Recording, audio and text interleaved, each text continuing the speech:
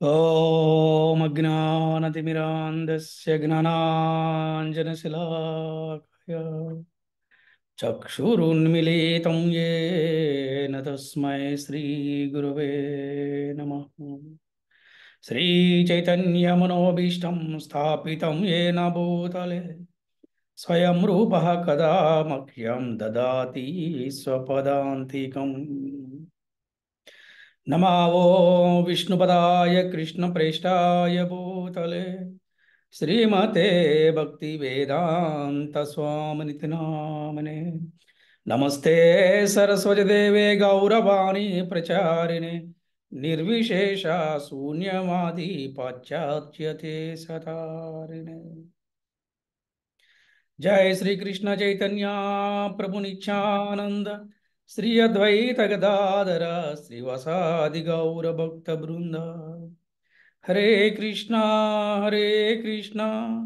कृष्ण कृष्ण हरे हरे हरे राम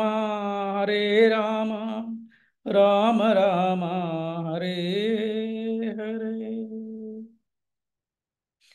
ओम नमो भगवते वासुदेवाय।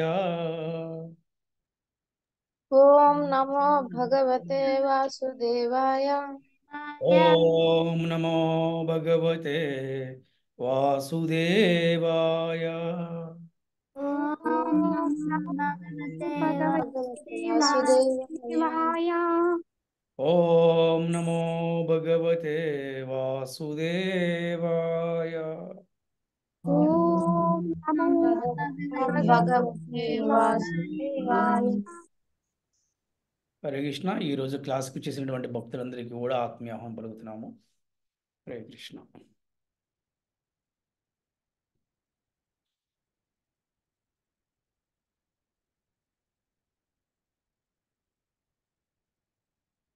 ఆ, ఈ రోజున మనము 6వ అధ్యాయము 19వ శ్లోకం నుంచి 25 శ్లోకం వరకు మనం చెప్పుకుంటాము. ఓకే. హరే కృష్ణ. సో మన భక్తులు ఎవరైనా శ్లోకం చదువుతారా?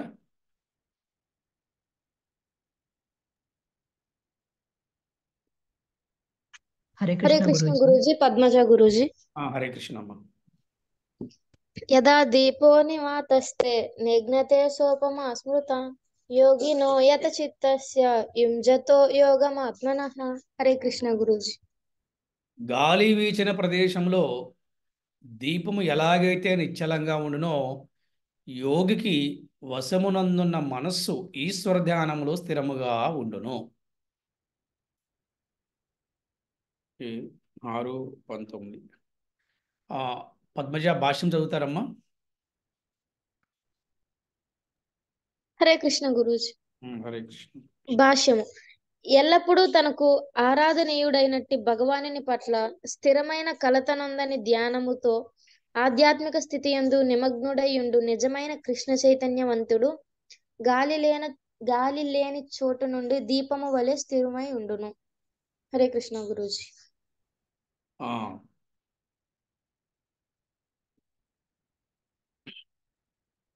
చాలామంది చెప్తుంటారు గాలిలో దీపం పెడితే ఉంటుందా అని. నిజంగా గాలిలో దీపం పెడితే ఉండదు, కానీ ఆ ప్లేస్కి గాలి కూడా రాకుండా భగవంతుడు ఆపగలడు. అలాగే యోగి యోగి మనస్సుని తన కంట్రోల్లో ఉంచుకోవాలి. ఉమ్, మనస్సుకి మనము దాసులం అయిపోకూడదు, అలాగే ఇంద్రియాలకి మన దాసులు అవ్వకూడదు. మనస్సుని మన కంట్రోల్లో ఉంచుకోవాలి. మనస్సుని మన కంట్రోల్లో ఉంచుకోవాలి ఎలా అంటే ఈశ్వరుడి యొక్క ధ్యానంలోనే సాధ్యపడుతుంది. ఇక్కడ మనము భక్తులు ఏ విధంగా అర్థం చేసుకోవాలంటే ఈశ్వర ధ్యానం అంటే భగవంతుడి యొక్క ఆ, ధ్యానం అని తెలుసుకోవాలన్నమాట. నిరంతరం భగవంతుడి పట్ల మన మనస్సుని ఆ, ధ్యానం చేయాలి. ధ్యానం అంటే స్మరణ అన్నమాట. ఈ విధంగా చేస్తే ఏమవుతుందంటే స్థిరంగా మనము ఉండగలుగుతాము. ఇది ఈ యొక్క శ్లోకం యొక్క అర్థము. నెక్స్ట్ 20 చదవండి తల్లి, 20 శ్లోకం చదవండి.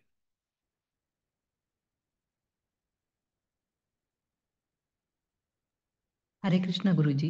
హరే కృష్ణ. ఎత్రో ఎత్రో పరమతే చిత్తం నిరుద్ధం యోగ సేవయా ఎత్ర చైవాత్మ నాతాత్మనం ప్రస్యన్నాత్మని తుష్యతి. ఎప్పుడైతే మనస్సు ప్రాపంచిక కార్యకలాపాల నుండి నిగ్రహింపబడి యోగా అభ్యాసం ద్వారా నిశ్చలంగా ఉండునో అప్పుడు ఆ యోగి పరిశుద్ధమైన మనస్సు ద్వారా ఆత్మను దర్శించగలడు మరియు ఆంతర ఆనందములో రమించును. ప్రాపంచిక కార్యకలాపాలు అంటే ఈ భౌతికమైనటువంటి విషయాల పట్ల, ఈ భౌతికమైనటువంటి స్థితి పట్ల నిగ్రహం ఉండాలన్నమాట. మనం నిన్న కూడా ఆ, కొన్ని విషయాలు మనం చర్చించుకున్నాం. ఎలాంటి సమాజంలో కొంతమంది వ్యక్తులు మనల్ని ఆహ్వానించినప్పుడు ఏంటి ఆ ఆ వ్యక్తులు ఆహ్వానించినప్పుడు మనం అక్కడికి వెళ్ళినప్పుడు అక్కడ ఏవైతే ఉంటాయో వాటి పట్ల మనము ఆకర్షితం అవ్వకుండా ఏ విధంగా నిగ్రహించుకోవాలో మనం చెప్పుకున్నాం.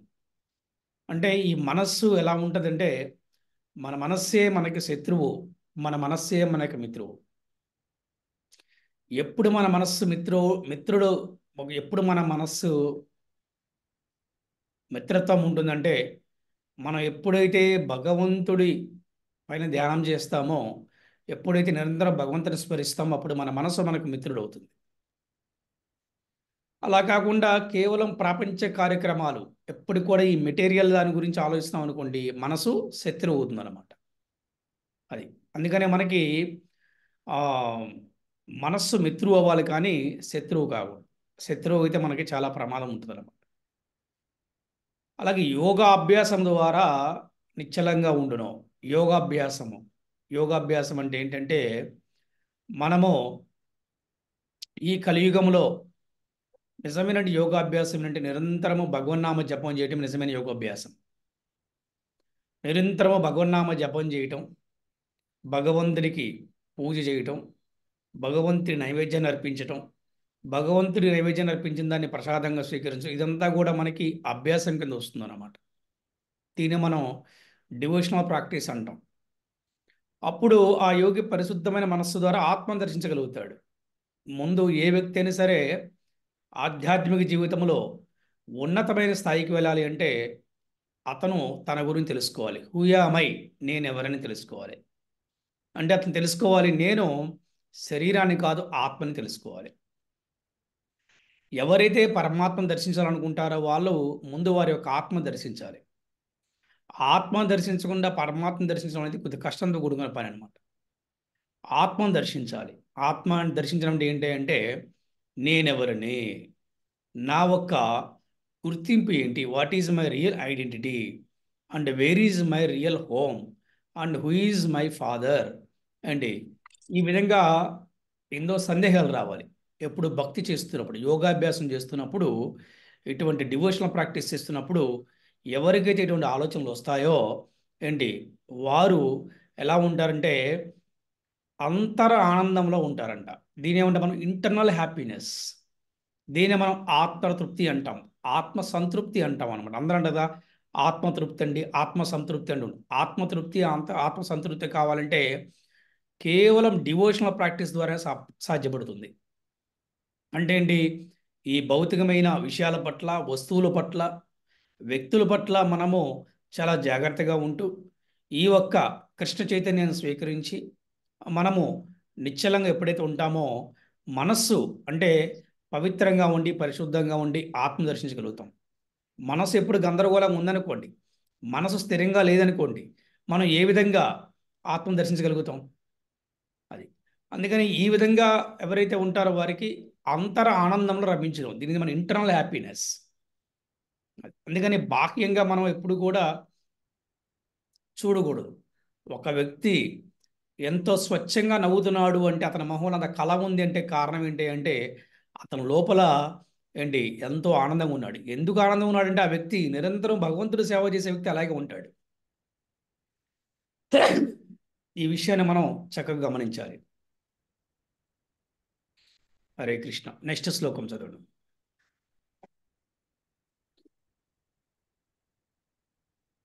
हरे कृष्ण गुरुजी, धन्यवाद प्रणाम गुरुजी.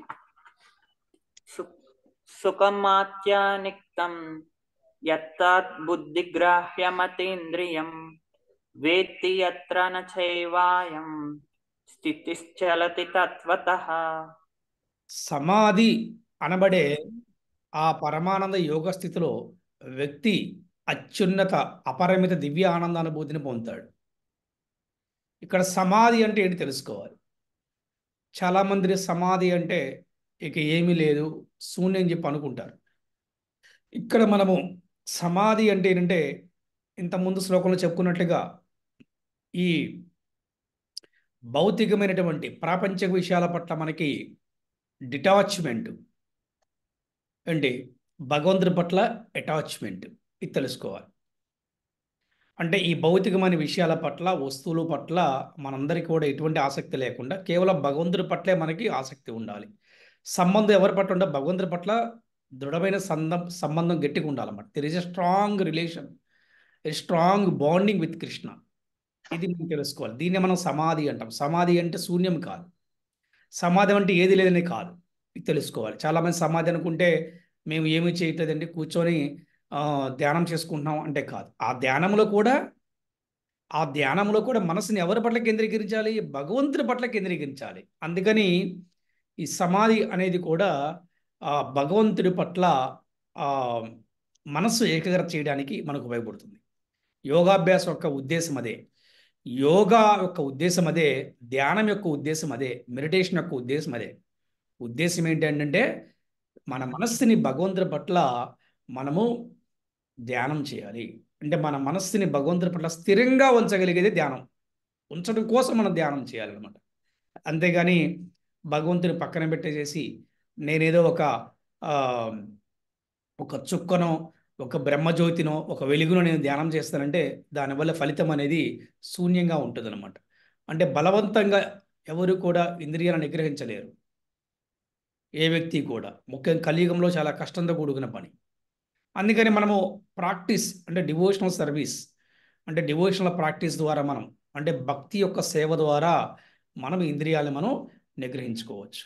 అటువంటి సమాధి అనబడే ఆ పరమానంద యోగ స్థితిలో అంటే ఆ విధంగా ఎవరైతే కేవలం భగవంతుడి పట్లే అతనికి గట్టి సంబంధం ఉంటుందో, కేవలం భగవంతుడి పట్ల అతని అటాచ్మెంట్ ఉంటుందో, అతను ఎలా ఉంటాడంటే పరమ ఆనంద యోగ స్థితిలో ఉంటాడంట. These are highest conscious in Krishna devotion అనమాట. ఇది తెలుసుకోవాలి. అటువంటి దివ్య ఆనంద అనుభూతి పొందుతాడు అనమాట. చూడండి, కొంతమంది సాధువులు భక్తులు వాళ్ళ వాళ్ళు నవ్వుకుంటూ వెళ్తూ ఉంటారు. చూసేవాడు ఏమనిపిస్తుందంటే ఈడండి పిచ్చివాడు అని చెప్పి అనుకుంటారు. కానీ పిచ్చివాడు ఆయన కాదు, చూసేవాడికి పిచ్చి. ఎందుకంటే చూసేవాడు ఏం చూస్తున్నాడు? భౌతికంగా చూస్తున్నాడు. అతను లోపల చూడలేడు, వాడు అజ్ఞానంతో అనమాట.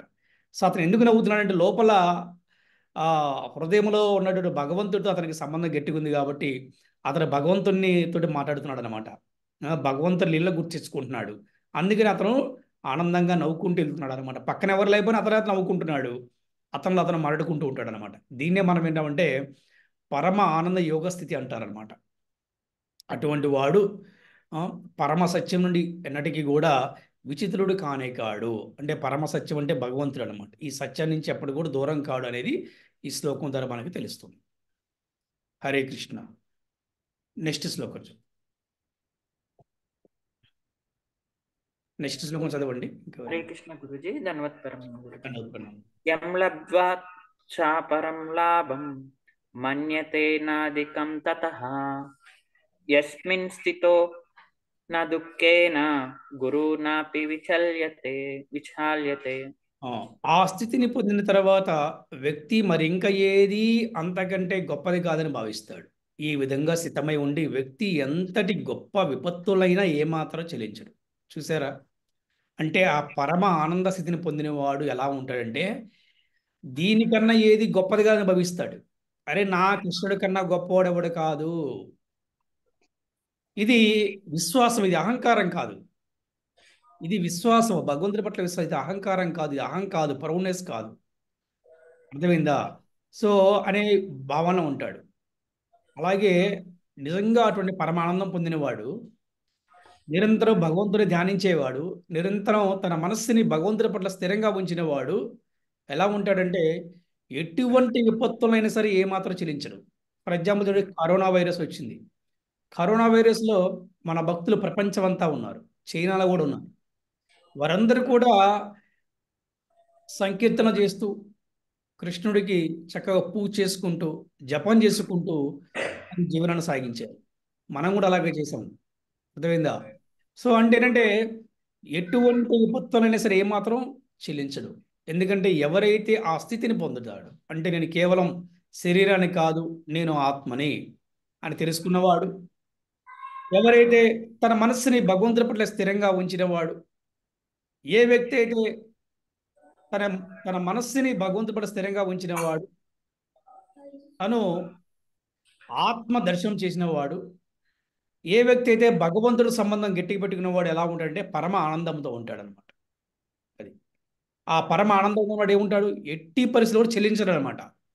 ఆ తుఫాన్ రానివ్వండి, సునామీ రానివ్వండి, ఏ పరిస్థితుల్లో కూడా ఎంత కష్టం వచ్చినా కూడా అతను చెల్లించదు. ఎందుకంటే నాకు కృష్ణుడు ఉన్నాడు. దీనికి ఎగ్జాంపుల్ ఎవరు చెప్పండి? పాండవులు మనం చూసాం. ఉం? వాళ్ళు ఎంత కష్టంలో కూడా వారికి ఆ విశ్వాసం చెదిరిపోలేదు. ఎందుకంటే వాసుదేవుడు ఉన్నాడు, కృష్ణుడు ఉన్నాడు అనే ఒక రకమైనటువంటి వాళ్ళకి ఒక భరోసా ఉందన్నమాట.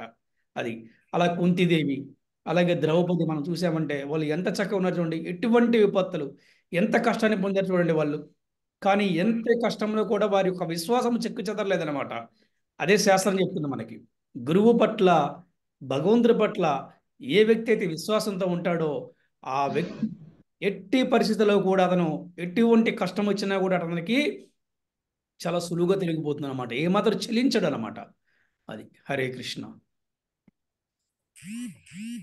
నెక్స్ట్ శ్లోకం చదవండి అమ్మా.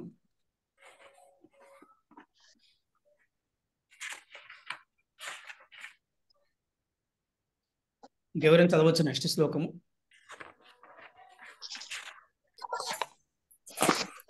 హరే కృష్ణ గురూజీ, దండవత్ ప్రణామం. హరే కృష్ణ, దండ ప్రణామం మాతాజీ. హరే కృష్ణ. యస్మిన్ స్థితో న దుఃఖేన గురునా విచాల్యతే.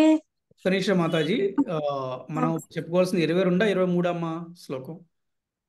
22 అయింది గురూజీ. 23 చెప్పాలి మాతాజీ. తం విద్యా ఎస్, తం విద్యా దుఃఖ సంయోగ వియోగం యోగ సంహితం.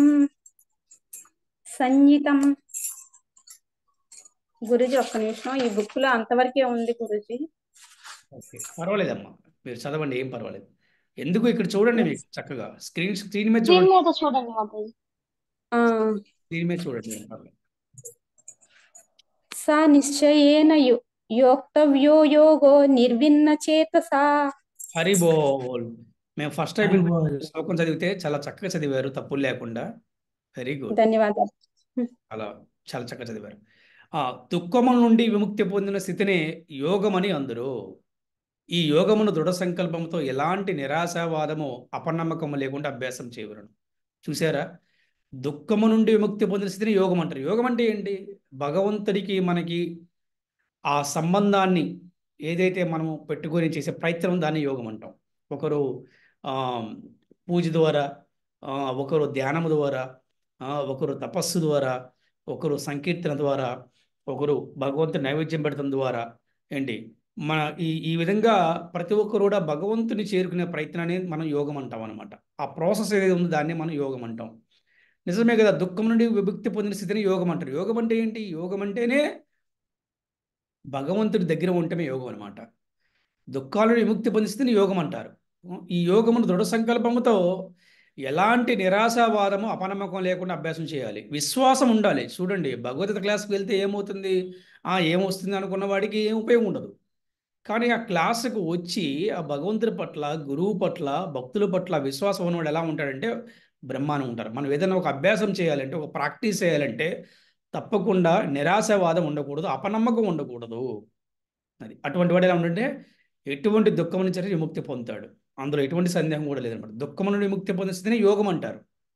ఈ యోగమును దృఢ సంకల్పంతో ఎలాంటి నిరాశావాదం అపనమ్మకం లేకుండా అభ్యాసం చేయాలి. అందుకని చూడండి, కేవలము ఒక ఒక ఒక అవసరం కోసమే గురువుని స్వీకరించడం, కేవలం ఒక అవసరం కోసమే కృష్ణ భక్తిని స్వీకరించడం అనేది తాత్కాలికమైన ఒక ప్రక్రియ అనమాట. దీనివల్ల ఏమవుతుంది, ఎటువంటి ఉపయోగం ఉండదన్నమాట. అంటే ఒక విశ్వాసం ఉండాలి. ఒక విశ్వాసం ఉండాలి. నాకు నాకు ఎంత కష్టం వచ్చినా సరే కృష్ణుడు ఉన్నాడు. నాకు ఎంత కష్టం వచ్చినా నా గురువు ఉన్నాడు. మనం ఇంతకుముందు శ్లోకం అదే చెప్పుకున్నాం చూడండి. ఎంత చక్కగా అంటే ఎటువంటి విపత్తులైనా సరే ఏమాత్రం చిలించడు. ఎందుకంటే కృష్ణుడి కన్నా నాది ఏది గొప్పది కాదు నాకు. నా కృష్ణ భక్తి నాకేది గొప్పది కాదు. నా నా లైఫ్లో ప్రయారిటీ అంటే ద ఫస్ట్ ఏంటంటే ఫస్ట్ ఈజ్ కృష్ణ, నెక్స్ట్ ఎవరైనా సరే అనే భావనలో ఉన్నవాడు ఎలా ఉంటాడంటే ఎటువంటి విపత్తులైనా సరే నా కృష్ణుడు ఉన్నాడు. Yes, he'll come. చూడండి ఏ విధంగా అయితే ద్రౌపది గోవింద గోవింద గోవింద అనిందో, ఎప్పుడైతే ఆ మయసభలో ఎక్కడో ఉన్న శ్రీకృష్ణుడు మయసభకు చీర పంపించగలిగాడు. అది. సో ఈ విధంగా మనము తెలుసుకోవాలి. ఆ విశ్వాసం అనేది చాలా ఇంపార్టెంట్ అన్నమాట. అందుకే ఎప్పుడు కూడా భక్తి చేసేవాడు నిరాశగా ఉండకూడదు అనమాట. అపనమ్మకంతో ఉండకూడదు. అలా ఉండకుండా గనక చక్కగా అభ్యాసం చేస్తే మనము భక్తిలో ఉన్నతమైన స్థాయికి వెళ్తూ ఉంటాం. ముఖ్యంగా ప్రారంభంలో ఉన్నటువంటి భక్తులకి ఇది చాలా అవసరమైనటువంటి విషయం అనమాట. ఈ ప్రారంభంలో ఉన్న భక్తులకి ఎన్నో రకరకాల సందేహాలు వస్తూ ఉంటాయి, రకరకాల విషయాలు వస్తూ ఉంటాయి. కానీ ఇవన్నీ పోవాలంటే అంటే మనకి భక్తుల సాంగత్యం తీసుకోవాలి, మందిరాలకి రావాలి, చేయగలిగిన సేవ చేస్తూ ఉంటే రోజు రోజుకి భగవంతుడి పట్ల విశ్వాసం పెరుగుతుంది. ఏంటి ఈ భక్తి బాగా చేయగలుగుతారు. హరే కృష్ణ.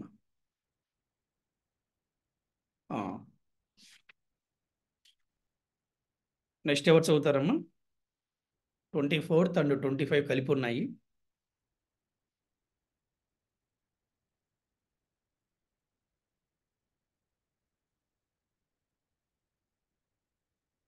हरे कृष्ण गुरुजी, धन्यवाद प्रणाम गुरुजी। హరే కృష్ణ. संकल्प प्रभवन कामान् सत्य तत्व सर्वानशेषतः मनस्तेन्द्रियाग्रामं विनियम्य समन्तः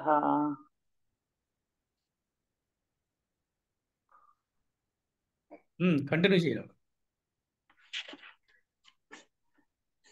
शनैः परमेद् बुद्ध्या धृतिगृहीतया आत्मसंस्थं मनः कृत्वा न किंचिदपि चिन्तयेत्। ప్రాపంచిక తలంపుల నుండి జనించిన అన్ని కోరికలను త్యజించి ఇంద్రియములను అన్ని వైపు నుండి మనస్సుతో నిగ్రహించవలను. క్రమక్రమముగా మరియు నిశ్చయముగా బుద్ధి యందు దృఢ విశ్వాసముతో మనస్సు భగవంతుని యందే స్థితమగును మరియు మరే ఇతరమైన వాటి గురించి ఇక ఆలోచించదు. ఇది మనం చెప్పుకున్నాం. ప్రాపంచిక తలంపులు జనించిన అన్ని కోరికలను త్యజించాలి. ప్రతి ఒక్క మనిషికి కష్టానికి కారణం ఏంటంటే మొట్టమొదటి కోరిక అనేది చాలా ప్రమాదం అన్నమాట. ఈ కోరికను త్యజించాలి. అలాగే ఇంద్రియాలని నిగ్రహించాలి. ఎలాగ అన్ని వైపుల నుంచి. అంటే ఇంద్రియాలు ఎలా ఉంటాయంటే ఇంద్రియాలను నిగ్రహించడం కష్టం. ఇంద్రియాలను నిగ్రహించాలంటే కేవలం కృష్ణ భక్తి ద్వారా సాధ్యపడుతుందని మన శాస్త్రాలు చెప్తున్నాయి. ఏది ఎప్పుడైతే ఈ కలియుగ ధర్మమైనటువంటి ఈ హరినామ జపము ద్వారా మనము ఇంద్రియాలను మనము నిగ్రహించవచ్చు. ఇది తప్పితే ఈ కలియుగంలో మనకి వేరే ఛాన్సే లేదనమాట. చెప్తున్నారు మనకేమని, హరినామ హరినామ హరినామైవ కేవలం కలో నాస్తైవ నాస్తేవ నాస్తేవ గతిరన్యద అని చెప్తున్నారు. అంటే ఈ కలియుగంలో హరినామము తప్పితే వేరే గతి లేదు అని చెప్తున్నారు. మనం ఇంద్రియాలను నిగ్రహించకపోతే ఎప్పటికి కూడా మనిషికి శాంతి అనేది ఉండదు. శాంతి లేనివాడు భగవంతుని చేరుకోలేడు. ఇది మనం తెలుసుకోవాలి. అందుకని ఇంద్రియాలను నిగ్రహించాలంటే ఏం చేయాలి? మనం ప్రాక్టీస్ చేయాలి. డివోషనల్ ప్రాక్టీస్ చేస్తే మనకి ఇంద్రియాలను నిగ్రహించగలుగుతాం. అందుకని అన్ని వైపుల నుండి కూడా మనసు ఎందుకంటే ఇంద్రియాలు ఏ వైపు నుంచి ఏమొస్తుందో తెలియదు అనమాట. ఏ ఆహారానికి మనం అట్రాక్ట్ అవుతుందో తెలియదు, దేనికి అట్రాక్ట్ అవుతుందో తెలియదు. మరి కళ్ళు, ముక్కు, నోరు, చెవులు, ఏమి చూస్తామో, ఏమి వింటామో, ఏమి వాసన పిలుస్తామో, ఇవన్నీ కూడా చాలా ప్రమాదం అనమాట. అందుకని మనస్సుతో నిగ్రహించాలి. ఈ మనస్సుని నిగ్రహించడం చిన్న విషయమా చెప్పండి? మనం ఎంతమంది చెప్పుకున్నాం, మనస్సు ఎప్పుడు స్థిరంగా ఉంచుతాం భగవంతుడి పట్ల అంటే నిరంతరం కూడా మనం డివోషనల్ ప్రాక్టీస్ చేస్తే, నిరంతరం కూడా మనము కృష్ణుడిని స్మరిస్తూ ఉంటే, ఇంకా ముఖ్యంగా మన హృదయంలో కృష్ణుడికి మనము గుడి కట్టే భావనతోటి ఈ హృదయంలో కృష్ణుడనే కృష్ణుని మనము స్థాపించాలి. అంటే ఏ మందిరం అయితే మనం ఏదైతే ఒక మందిరాల్లో కృష్ణుణ్ణి ప్రాణప్రతిష్ఠ చేస్తారో ఆ ప్రాణప్రతిష్ఠకు ముందు ఆ మందిరము ఎంతో ఆమ్, హోమాలు, యజ్ఞాలు, తంతులు ఇవన్నీ కూడా ఎందుకు చేస్తారంటే అక్కడ పవిత్రత కోసం. అంటే పవిత్రత ఉన్న చోటనే భగవంతుడు స్థిరంగా ఉండగలుగుతాడు. ఏంటి మనమేనంతే కదా, భగవంతుడు కదా, ఎవరైనా సరే అంతే. అందుకని మనము మన దేహాన్ని కూడా దేవాలయంలాగా మార్చుకోవాలి.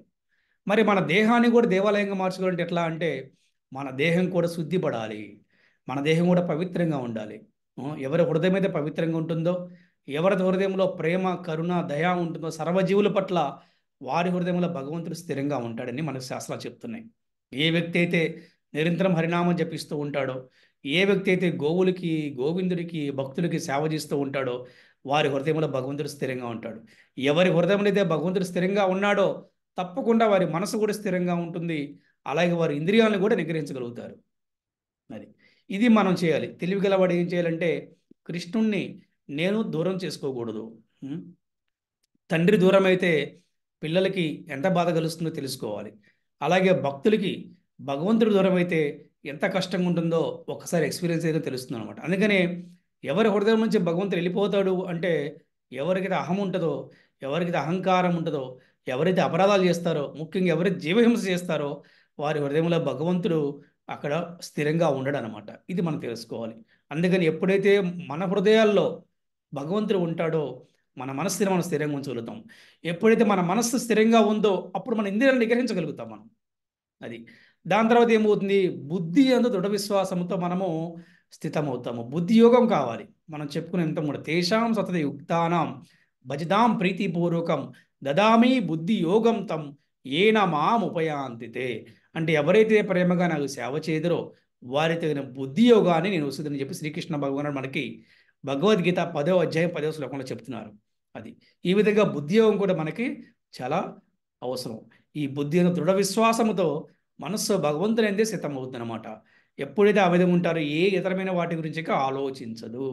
ఏం ఆలోచించదంటే ఏం ఆలోచించదు ఈ మనస్సు.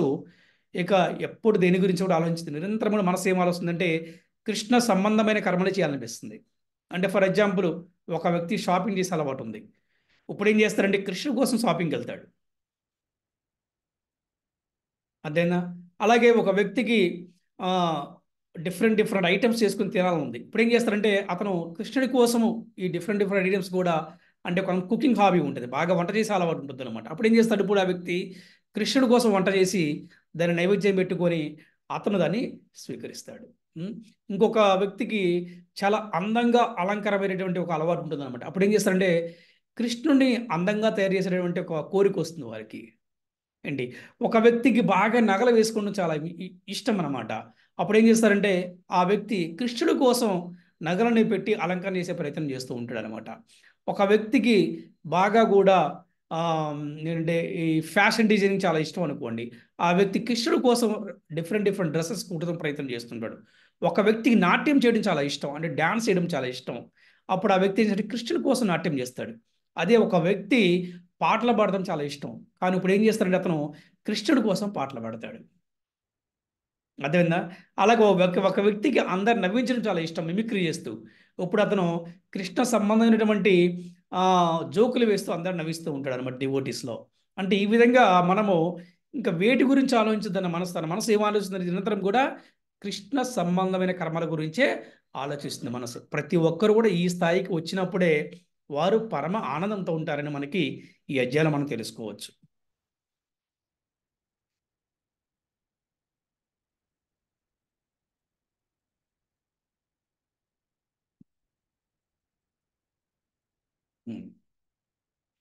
ఒకసారి భాష్యం చదువుతారా, ఈ 24, 25 భాష్యం.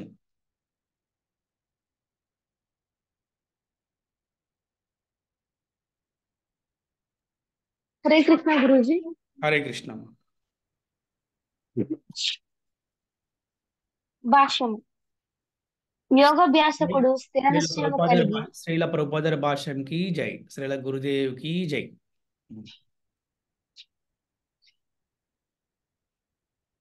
యోగాభ్యాసకుడు స్థిర నిశ్చయమును కలిగి ఏ మాత్రము మార్గము నుండి వైదొలగక ఓర్పుతో తన యోగాభ్యాసమును కొనసాగింపవలెను.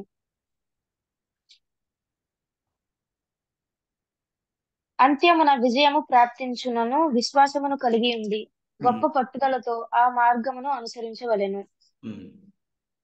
విజయమును సాధించుటయందు ఆలస్యమైనను అతడెన్నడూను నిరుత్సాహము పొందకూడదు. దృఢవ్రతుడైన శ్రద్ధతో అభ్యాసము కావించు వానికి విజయము తప్పక లభించును. భక్తి యోగను గూర్చి శ్రీల రూప గోస్వామి ఈ విధముగా చెప్పుచున్నాడు. ఉత్సాహాన్నిశ్చయ ధైర్య తత్తత్కర్మ ప్రవర్తన సంగత్యాగాత్సతో వృత్తే షడ్భిర్భుక్తి ప్రసిద్ధ్యతి. హృదయపూర్వకమైన ఉత్సాహము తోడను పట్టుదల తోడను నిశ్చయము తోడను భక్తుల సాంగత్యములో విద్యుక్త ధర్మములను నిర్వర్తించుట మరియు సత్వగుణ కార్యములందే సంపూర్ణముగా నెలకొనుట ద్వారా మానవుడు భక్తి యోగ విధానమును విజయవంతముగా నిర్వహింపగలడు. నిశ్చయము విషయమున మానవుడు సముద్ర తరంగాలలో తన గ్రుడ్లను కోల్పోయిన ఆడు పిచ్చుక వృత్తాంతంను ఉదాహరణగా తీసుకునవచ్చును. ఒకానొకసారి ఒక పిచ్చుక సముద్ర తీరమున గ్రుడ్లు పెట్టెను. కానీ మహాసముద్రము వానిని తన కెరటములతో కొట్టుకుపోయాను. పిచ్చుక ఎంతగానో కలత చెంది తన గుడ్లను తనకు తిరిగి ఇమ్మని సముద్రుడిని ప్రార్థించెను. సముద్రుడు దాని ప్రార్థనను మన్నింపలేదు. కనుకనే పిచ్చుక సముద్రమును శుష్కింప చేయవలెనని నిశ్చయించుకొని తన చిన్న ముక్కుతో సముద్రమందలి జలమునంతటిని తీసివేయనారంభించెను. అసాధ్యమైన దాని నిశ్చయమును చూచి అందరూ పరిహసించిరి. అది చేయు కార్యమును గూర్చిన వార్త నెమ్మదిగా సర్వత్రా వ్యాపించెను. చివరికి మహావిష్ణువు వాహనమైన గరుడు కూడా ఆ వార్తను వినెను. తన చిన్న పక్షి సోదరి పట్ల జాలి కలిగి అతడు దానిని చూచుటకు వెళ్ళెను. చిన్న పిచ్చుక నిశ్చయముతోను అతడు ఎంతగానో సంతసించి దానికి సహాయము చేయుదునని వాగ్దానము చేశాను. పిదప గరుడు ఆ పిచ్చుక గ్రుడ్లను దానికి తిరిగి ఇమ్మని సముద్రునితో పలికి లేనిచో ఆ పిచ్చుక కార్యమును తానే చేసేదనని పలికెను. దానికి సముద్రుడు భయపడి వెంటనే గ్రుడ్లను పిచ్చుకకు తిరిగి ఇచ్చివేశాను. ఈ విధముగా గరుడుని కృపతో పిచ్చుక ఆనందమును పొందెను. ఇట్లే యోగాభ్యాసమును ముఖ్యముగా కృష్ణ చైతన్యముతో కూడిన భక్తి యోగము అత్యంత కఠినమైనదిగా కనిపించవచ్చును. కానీ ఎవరైనాను దృఢ నిశ్చయముతో పై సిద్ధాంతములను అనుసరించినచో భగవానుడు తప్పక సహకరించెను. ఎందుకనగా తనకు తాను సహాయము చేసుకొని వానికి భగవానుడు తప్పక సహాయం అందించెను విషయము తెలిసిందే కదా. హరే కృష్ణ గురూజీ. చూసారా ఎలా ఉంది ఈ స్టోరీ? బాగుందా? బాగుంది గురూజీ. బాగుంది గురూజీ. చూడండి ఎంత బాగుందో స్టోరీ. అంటే పిచ్చుకకే సముద్రుడు భయపడ్డాడు. అది అంటే భగవంతుడి కృప గనక మన పట్ల ఉంటే ఎలా ఉంటుందని చెప్పడానికి ఇది ఒక బెస్ట్ ఎగ్జాంపుల్ అనమాట. అంటే ఇక్కడ ప్రయత్నం మాత్రం చేయాలి, గుర్తుపెట్టుకోవాలి. ప్రతి ఒక్కరు ప్రయత్నం లోపల ప్రయత్నిస్తే గనక భగవంతుడు తప్పకుండా సహకరిస్తాడు. హరే కృష్ణ హరే కృష్ణ కృష్ణ కృష్ణ హరే హరే హరే రామ రామ రామ హరే హరే. హరే కృష్ణ. ఈరోజు చెప్పుకున్నటువంటి మనకి ఈ క్లాస్లో మీకు ఎవరికైనా సందేహాలు ఉన్నా కూడా చెప్పవచ్చును, అలాగే ప్రశ్న ఉంటే అడగవచ్చు. హరే కృష్ణ.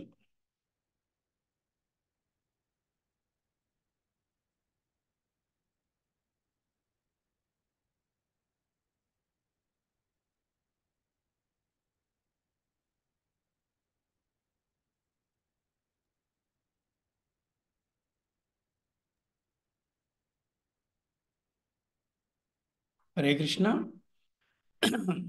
ప్రశ్న అడిగేం లేకపోతే ఈరోజు క్లాస్ గురించి ఎవరన్నా కన్క్లూజన్ ఇవ్వండి, ప్రజెంటేషను క్లాసు ముగిచ్చేద్దాం. హరే కృష్ణ గురూజీ. హరే కృష్ణ. గురూజీ వాళ్ళ క్లాస్లో నేను తెలుసుకుంది ఏంటంటే గురూజీ మనం ఇప్పుడు కూడా కృష్ణ ధ్యాసలో ఉండాలి గురూజీ. మనం ఎప్పుడు కూడా కృష్ణ ధ్యాసలో ఉండడం వల్ల లాభాలు ఏంటంటే మన మనసుని కంట్రోల్ చేయడం చాలా కష్టం గురూజీ. కానీ మనం ఎప్పుడైతే నిరంతరం కృష్ణ ధ్యాసలో ఉంటామో, కృష్ణ పేరు జపిస్తూ ఉంటామో, అప్పుడు మన మనసు అనేది మన మిత్రులా మారుతుంది గురూజీ. లేదంటే మన శత్రువులా అవుతుంది గురూజీ. అలాగే మనం ఈ మనం ఎవరు, నా ఆత్మ ఏంటి, నా నిజమైన ఇల్లు ఏంటి, నేను ఇది కాదు, నా నిజమైన తండ్రి కృష్ణ అని చెప్పి మనం తెలుసుకొని మనకి మనం క్వశ్చనింగ్ చేసుకుంటా ఉంటే భక్తులు ఇంకా ముందుకెళ్ళగమని తెలుసుకున్నా గురూజీ. మరి ఎవరైతే ఈ నిత్యం కృష్ణ ధ్యాసలో ఉంటూ కృష్ణుని జపిస్తూ ఉంటారో వాళ్ళు ఎప్పుడు ఆనందంగానే ఉంటారు గురూజీ. ఎంత కష్టం వచ్చినా సరే వాళ్ళ కష్టాన్ని భయపడకుండా సింపుల్ గా దాటగలుగుతారు.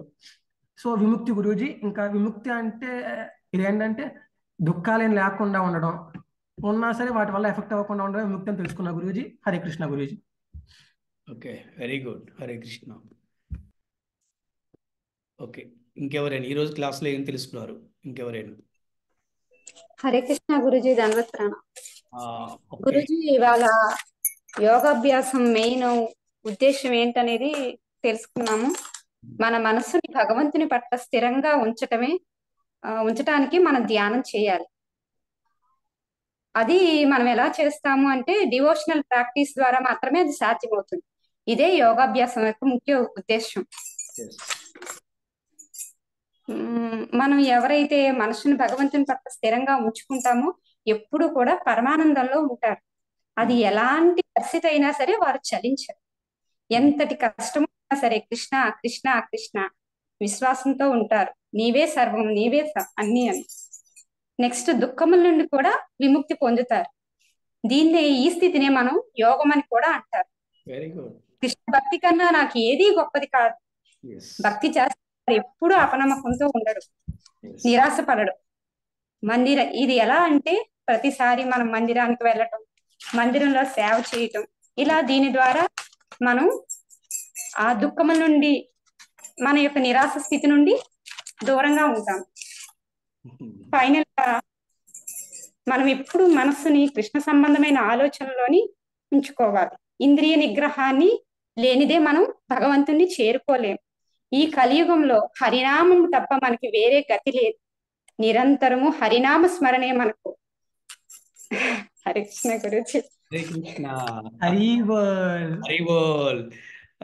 మాతాజీ ప్రజెంటేషన్ ఫస్ట్ టైం వింటున్నాం. చాలా చాలా చాలా చక్కగా మాతాజీ బాగా చెప్పారు. మాతాజీ భవిష్యత్తులో మంచి భగవద్గీత టీచర్ అవుతారు, అందులో ఎటువంటి సందేహం లేదు. హరే కృష్ణ. హరే కృష్ణ. హరే కృష్ణ. నెక్స్ట్ ఇంకెవరైనా? హరే కృష్ణ గురుజీ, ధన్యవాద ప్రణామం గురుజీ. హరే కృష్ణ, ధన్యవాద ప్రణామం. ఈరోజు వాస్తవమైన యోగి ఏం చేస్తారంటే ఫస్ట్ తన ఇంద్రియాలని, తన కోరికల్ని అన్నిటినీ కంట్రోల్ చేసుకుని ఆ యోగి భగవంతునితో సంబంధం పెట్టుకుని భగవంతుని దివ్యలీలలు గుర్తు తెచ్చుకుంటూ అలా పరమానందంగా ఉంటారు. ఆ స్థితినే సమాధి అంటారు అని తెలుసుకున్నాం గురుజీ 21వ శ్లోకం ద్వారా. అలాగే ఆ పరమానంద స్థితి పొందిన తర్వాత అతను ఏ విధంగా భావిస్తారంటే దీనిని కన్నా ఉత్తమైంది గొప్పది ఏదీ లేదు, ఇదే దివ్యానందం అని భావిస్తూ ఎటువంటి కష్టాలు వచ్చినా చలించరు. అంటే బాహ్యంగా అవచ్చు, ఏదైనా అవ్వచ్చు. ఎగ్జాంపుల్ మనకి కుంతిదేవి పాండవులు అని చెప్తారు గురుజీ. ఎస్ నాకు గురువు ఉన్నారు, ఎస్ నాకు కృష్ణ ఉన్నారు, అసలు నో టెన్షన్, డోంట్ వర్రీ, ఈ విధంగా మన ఆ ఫీలింగ్స్ వచ్చేస్తాయి, అనుభూతి. అసలు దేనికి చెలించరు. అలాగే 6వ అధ్యాయం 23వ శ్లోకం ద్వారా తెలుసుకుంది ఏంటంటే ఆ దుఃఖాన్ని విముక్తి పొందిన స్థితి యోగము అంటారు. ఈ స్థితిని తాత్కాలికంగా కానీ ప్రాక్టీస్ చేయడము, ఇలా ఈ ప్రక్రియ అలా ఉంచకూడదు. అలాగే గురువుని కానీ కృష్ణుని అలాగా నమ్మకూడదు. దీర్ఘకాలికంగా శాశ్వతంగా, దీర్ఘకాలంగా అనకూడదు, శాశ్వతంగా గురువుని కృష్ణుణ్ణి మెయిన్ పర్మనెంట్ అని భావించి ఈ సాధన, ఈ యోగ సాధన, ఈ ఆనందాన్ని కొనసాగించాలి. అలాగే మన శరీరం కూడా ఒక దేహాలయము. ఆ దేహాలయం కాబట్టి ఎప్పుడు పవిత్రంగా, శుచిగా, శుభ్రంగా చూసుకోవాలి. కాబట్టి ఎలా పవిత్రీకరించాలంటే మన శరీరాన్ని, ఇంద్రియాలని అన్నిటినీ భగవంతుని నామ స్మరణతో, భగవంతుని సంకీర్తనలతో, ఈ సంకీర్తన చేసినప్పుడు శరీర అవయవాలన్నీ అదే వాడతాం, చేతులతో చప్పట్లు కొడతాం, ఇలా కాళ్ళతో డాన్స్ చేస్తాం కాబట్టి ఇలా శరీర అవయవాల్ని వినియోగిస్తాం. మనసుని జపంతో, నోటితో, అదే ఈ విధంగా హరినామాన్ని శరీరం మొత్తం ఎవ్రీథింగ్ కృష్ణ నేమ్స్ ఇలా ఇలా నియుక్తం చేసేస్తాం, వినియోగిస్తాం కాబట్టి శరీరము హృదయం అన్ని పవిత్రమవుతాయని తెలుసుకున్నా గురుజీ. అలాగే మనకి హాబీస్ ఉన్నాయి, అంటే ఎగ్జాంపుల్ చెప్పారు గురుజీ. ఇది మనకి షాపింగ్ చేసే అలవాటు ఉంటే అది కృష్ణుడికి సంబంధం పెట్టుకుని షాపింగ్ అండ్ కృష్ణుడి కోసం పర్చేసింగ్ అన్నారు.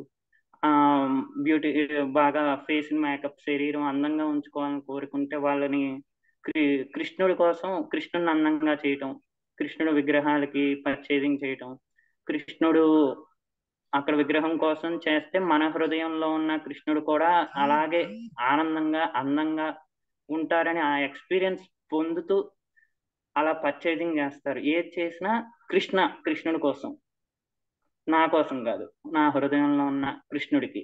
అవటానికి విగ్రహం కోసం కొన్నా కానీ అక్కడ హృదయంలో ఉన్న కృష్ణుడికి అలంకరిస్తున్నారనే భావన కలుగుతుంది అని ఆ యోగి భావిస్తాడు.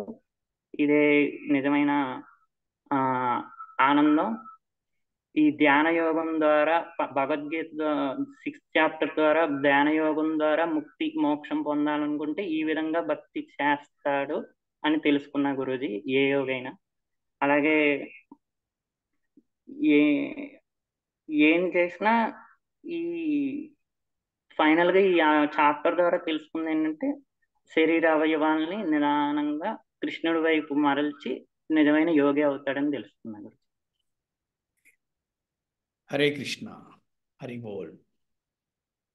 ఓకే, హరే గురూజీ, ధన్యవాదాలు గురూజీ. హరే కృష్ణ. ఇంకా నెక్స్ట్ ఇంకెవరైనా? హరే కృష్ణ గురుజీ. హరే కృష్ణ మాతాజీ. యోగి ఎప్పుడు తన మనసును కంట్రోల్లో ఉంచుకోవాలి గురుజీ. భగవంతుని ధ్యానిస్తాము, మనం మనసు ఎప్పుడు మిత్రుల్లాగా అవ్వాలి కానీ శత్రువు అవ్వకూడదు. నిరంతరం భగవన్నామ జపం చేయాలి. ఆత్మని అదే పరమాత్మను దర్శించాలంటే ఆత్మని దర్శించాలి. సమాధి అంటే భగవంతుని పట్ల మనసు ఏకాగ్రత ఉపయోగించాలి. సాధువులు నవ్వుతూ ఉంటారు, వాళ్ళకి ఇంటర్నల్ హ్యాపీనెస్ ఉంటది, అది బయట వాళ్ళకి తెలియదు.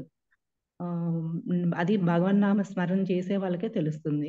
నిరంతరము వాళ్ళు ఎప్పుడు ఎటువంటి విపత్తులు వచ్చినా కూడా తట్టుకోగలరు. అలాగే పాండవులు కూడా ఎప్పుడు ఎట్టి పరిస్థితుల్లో భయపడలేదు.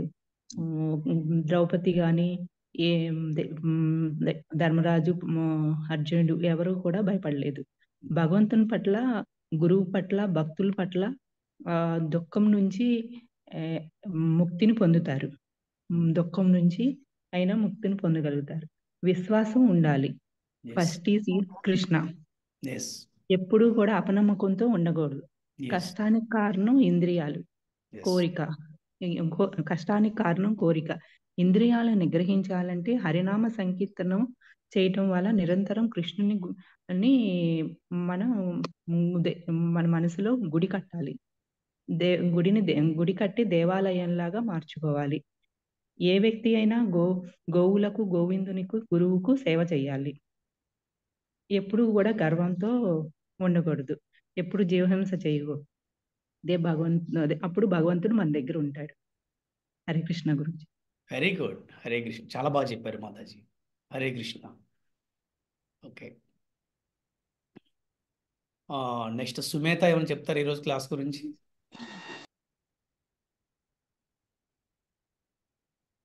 ఓకే, ఫైనల్గా ఎవరు చెప్తారు క్లాస్ గురించి? ఇక మరి క్లాస్ ముగిద్దామా?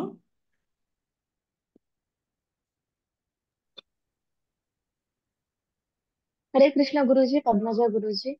హరే కృష్ణ గురూజీ. నేను ఈ క్లాస్ నుంచి తెలుసుకున్నది ఏంటంటే మనం ఎప్పుడు నిరంతరం భగవంతుడి సేవలోనే ఉండాలి, భగవన్నామ జపం చేస్తూనే ఉండాలి. అప్పుడే మన మనసు స్థిరంగా ఉంటుంది, మన మనసులో కృష్ణుడు నిలిచి ఉంటాడు. అండ్ మన మనసు ఎప్పుడు కృష్ణుని పట్ల కేంద్రీకరించాలి. అంటే మనకి ఉన్న కోరికలు ఎప్పుడు మనల్ని ఎఫెక్ట్ అయ్యేలా చూడకూడదు, అంటే ఇంద్రియాలకు లోనవ్వకూడదు. మన మనసు మనకి ఎప్పుడు మిత్రుడిలాగే ఉండాలి, శత్రువు అవ్వకూడదు. అండ్ నెక్స్ట్ సమాధి. సమాధి అంటే ద మెయిన్ డెఫినేషన్ భగవంతుని పట్ల మనసు స్థిరంగా ఉంచడం. ఆ మనస్సు భగవంతుని పట్ల మనసు స్థిరంగా ఉండాలి అంటే త్రూ ధ్యానం ద్వారా మాత్రమే మనసు స్థిరంగా ఉండటం అని తెలుసుకున్నాను గురువు. అండ్ నెక్స్ట్ ఏ పని చేసినా, ఏ వర్క్ చేసినా, ఏ సేవ చేసినా అసలు మనం ఒక స్టెప్ ముందుకు వేస్తున్నామంటే దాని పట్ల విశ్వాసం ఉండాలి. విశ్వాసం ఉన్నప్పుడే అది ఖచ్చితంగా సక్సెస్ అవ్వడం కానీ ఒక స్టెప్ ముందుకు వెళ్తుంది. అసలు స్టార్ట్ చేయక ముందే విశ్వాసం లేకుండా అలా కన్ఫ్యూజన్ మైండ్ తో ఉంటే అది ఎప్పుడు సక్సెస్ అవ్వదు అని తెలుసుకున్నాను గురూజీ. అంటే అండ్ భగవంతుని పట్ల దుఃఖం, విశ్వాసంతో స్టెప్ ముందుకేయాలి. అవును గురూజీ, సారీ గురూజీ, భగవంతుని పట్ల విశ్వాసం ఉంచుకొని స్టెప్ ముందుకు వేస్తే అది ఖచ్చితంగా సక్సెస్ అవుతుంది. అలా కాకుండా ఇంకా వేరే ఏ ఆలోచనలతోనూ కానీ ఏ థింకింగ్ ప్రాసెస్ లో ఉన్నా కానీ అది సక్సెస్ అయ్యినా అది నామమాత్రంగానే ఉండవచ్చు. అండ్ నెక్స్ట్ దుఃఖం నుండి విముక్తి పొందటం అంటేనే అది